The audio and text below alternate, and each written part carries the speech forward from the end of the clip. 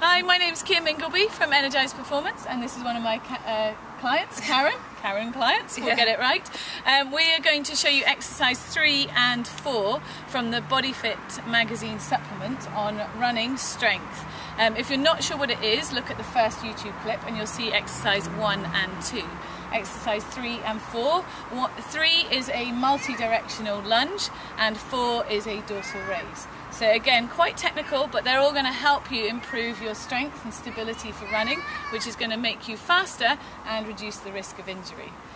Just to reiterate, Karen has no injuries and we have warmed up, but do make sure, if you're not sure, you ask someone or you ask us and we can advise you and make sure you are warm.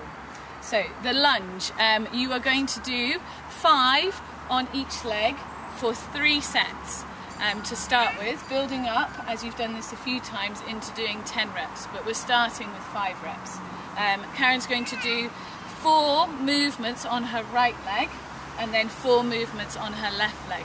She does have quite a strong core and strong legs. She's used to doing these exercises, so just watch what she's doing, and if you're not sure if you can do it all, then just stick with the forwards and the backwards lunge. Cut out the middle 2 lunges. Okay, so when you're ready, if you just start, and I'm going to talk you through the things to look for. Okay, Karen? So you're stepping forwards into the lunge. Then she's going to come out, 45-degree angle, nice and strong. Then coming back, 45-degree angle, and then taking it back. Keeping her arms in that running position. But if you need to, drop them down to get balance and control, then you can. The ambulance is not for Karen, it's just in the background. Okay, so Karen's going to keep doing that movement and I'll help you. As you lunge down, you want to make sure that that front knee is directly over sort of the end of the lace line, not over the toe. The body weight you will see as she's dropping down is central and her core is nice and engaged as she's doing that. From the back ones particularly, when you're coming forward, you really need to switch your glutes on so that you keep that balance and stability and you don't put any strain into the knee. Okay, so that body weight is central. You're not pushing forwards and back, you're pushing up and down, keeping that control, so using your bum muscle. It's good, and rest. How did that feel? Felt good, yeah. As you're doing the front 2 directions, how does that feel on those ones? The front 2 feels easier. Okay. And the back one feels fine. In fact, it's the 2 middle ones that just needed to concentrate a little bit more on my balance. Okay, yeah. And as you're coming back into that central position, where do you feel you need to be aware of to make sure that you come back in a strong way? In my core. Okay. And do you feel your bum working at all in any of them? Yes, particularly on the middle 2.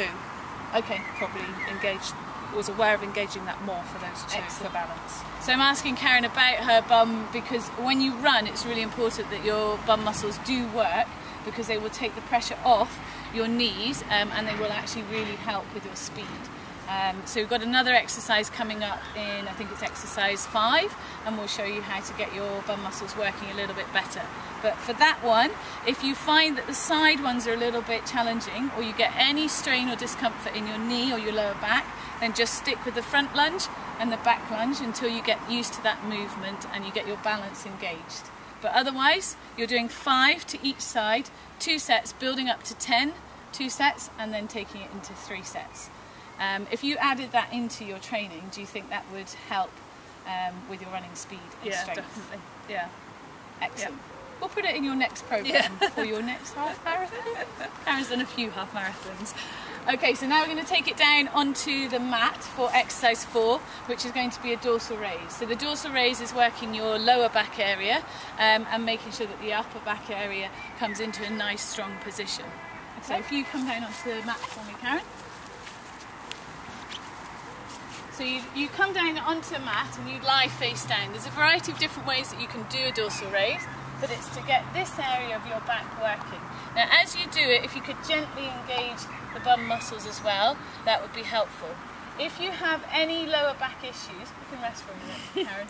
If you've got any lower back issues, then you may want to just keep your hands on the ground and press up in a more sort of Pilates yoga type move. Otherwise, do this one, making sure that your head is in line with your spine as you do it, and you do remember to breathe. What Karen's going to do is going to come up, but then also extend the arms out to get this area moving too. You don't need to add that extension if you're not used to doing a dorsal raise. Okay. You ready? Yeah. Did you have a question, or were you just pausing? No. Looked like you might have done. Okay, so hands by your temples, and then she's going to come up from there. So you'll see that extension, and then take the arms back and then down. So as she comes up, she's breathing out, extend, and back down. So you're going to do a few more, keeping the neck in line with the spine. So the head is always looking down, working this area of the back, but by moving the arms, you're mobilizing and strengthening this area too. And as you can see, Karen's using her glutes also. So with this one, you'd end up doing 10 to 15 reps, probably starting with 10, 2 times, building up to 3. If you've not done much work on your lower back, you may find this one quite challenging, and 2 sets of about 5 to 8 would be enough. Any problems with the lower back or disc injuries, just ask for an adaptation, or do this one very gently. Okay, Karen, you can rest. You know, Karen and I have worked together for a while, and to start with, you were quite weak there, weren't you? And I think a lot of the focus, people do a lot of core work on the front, but they forget about the back. And this one and the back alternate exercise are both really important. How have you found doing this one, particularly by opening out the arms? Have you found it's helpful? Yeah, my back is definitely a lot stronger, like I say, combined with back alternates, it's made it a lot stronger. Okay, brilliant. So that's the next 2 exercises. So 2 sets to start with, 3 if you can, and again you can combine these 2 exercises on their own if you're short of time, and they are going to make a difference to your running. If you want to know more about the training plans, buy the Bodyfit magazine, and if you've got any questions, then email me, kim@energisedperformance.com. Thank you for now, and log on for exercise 5 and 6 in a minute.